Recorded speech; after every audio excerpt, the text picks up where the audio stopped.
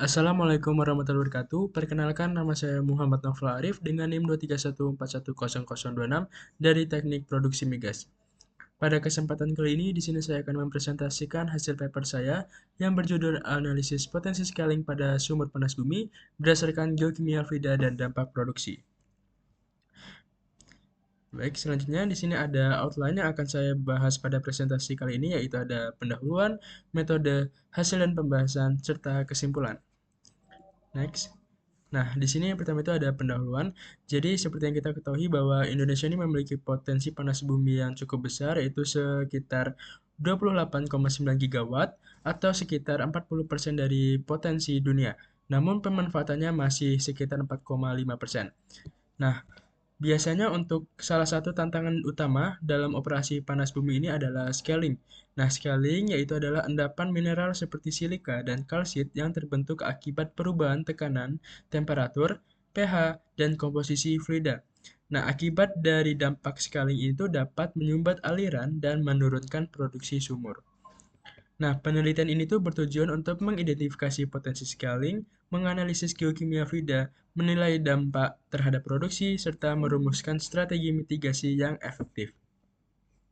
Oke, next di sini ada metode. Nah, yang pertama itu ada lokasi dan data penelitian. Jadi penelitian itu dilakukan pada 3 sumur produksi di lapangan panas bumi sistem vulkanik di Jawa Tengah.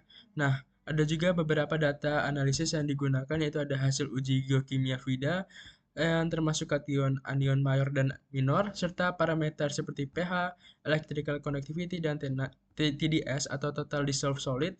Lalu ada juga data seperti steam flow rate, brine flow rate, wellhead pressure, dan wellhead temperature, serta data dari separator. Lalu selanjutnya itu ada sampling dan analisis geokimia. Nah, untuk sampling ini dilakukan pada fase brine separator dua fase ketika sumur berada dalam kondisi operasi stabil. Nah, fluida sampel ini selanjutnya akan dianalisis dengan menggunakan ICP-OS untuk kation, lalu ada ion kromatografi untuk klorida, titrasi untuk bikarbonat, serta spektrofotometri untuk silika. Nah, untuk menjaga keakuratan data ini maka dilakukan quality control, yaitu memastikan untuk ion balance error-nya itu kurang dari 5%. Lalu ada itu perhitungan manual saturation index. Nah, untuk perhitungan calcite saturation index itu menggunakan metode cold.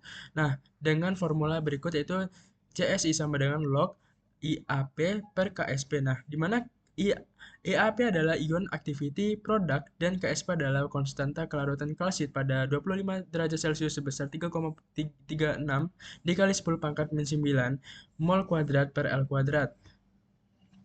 Oke, next. Di sini ada juga perhitungan silica saturation index, yaitu dengan menggunakan geothermometer Fournier-Truesdale, di mana silica saturation index ini sama dengan C aktual per C equilibrium.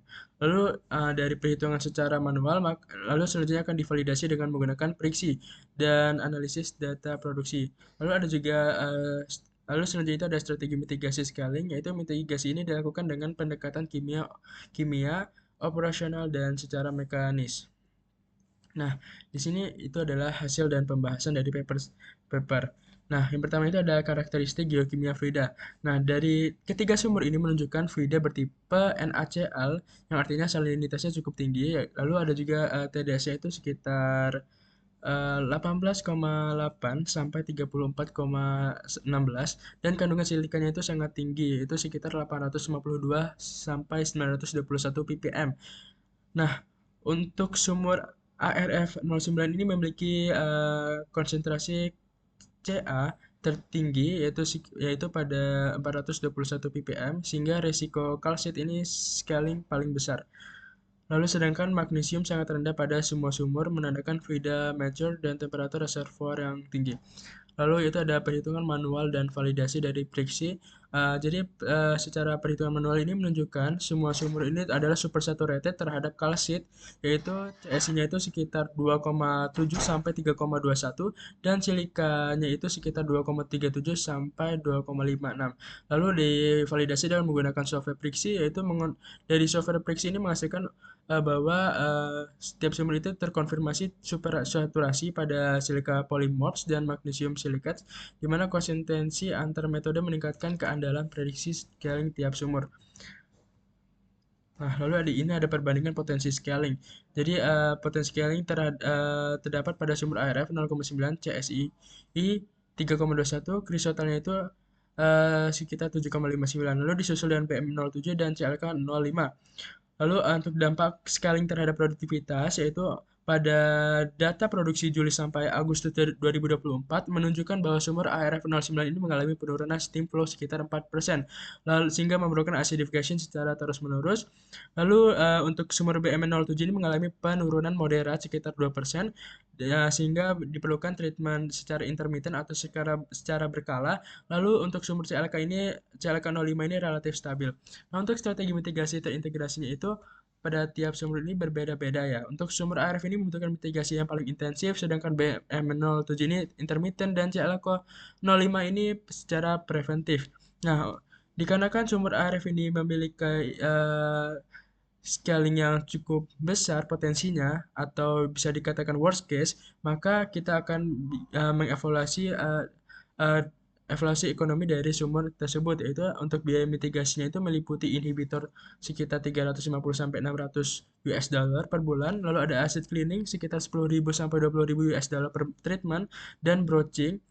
Lalu serta sehingga total biaya tahunan sekitar 55.000 sampai 110 US dollar dengan mencegah 4% kehilangan produksi. Nah, namun dari treatment ini akan memiliki payback period sekitar 2 sampai 4 bulan sehingga layak secara ekonomi.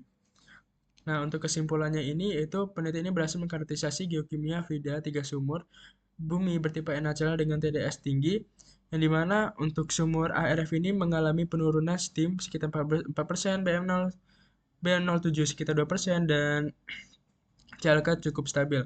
Dimana untuk strategi mitigasinya itu untuk sumber ARF09 ini secara kontinus, BMN07 ini secara intermittent, dan CLK05 ini secara preventif. Nah, untuk secara ekonomi di sumber 09 ini sangat menguntungkan dengan annual cost-nya itu 55.000 sampai 110.000 US dollar dan benefitnya itu 200.000 sampai 250.000 US dollar, menghasilkan payback sekitar 2 sampai 4 bulan. Nah, untuk mengoptimalkan manajemen scaling jangka panjang dan memperkaya model prediktif, disarankan untuk melakukan beberapa penelitian lanjutan. Pertama, itu adalah studi kinetik presipitasi mineral perlu diintensifkan, khususnya untuk magnesium silicate chrysotile, guna menyempurnakan model prediktif berbasis laju. Lalu yang kedua itu melakukan evaluasi efektivitas inhibitor skala secara mendalam melalui uji laboratorium dan lapangan lab dan field trial untuk mengoptimalkan dosis chemical treatment dan mengurangi biaya operasional. Ketiga yaitu melakukan investigasi scaling pada sumber-sumber lainnya. Lalu yang terakhir itu adalah harus menjadi hasil penelitian ini harus menjadi dasar bagi riset desain sumber baru yang mempertimbangkan potensi scaling sejak awal. Baiklah, sekian dari saya. Wassalamualaikum warahmatullahi wabarakatuh.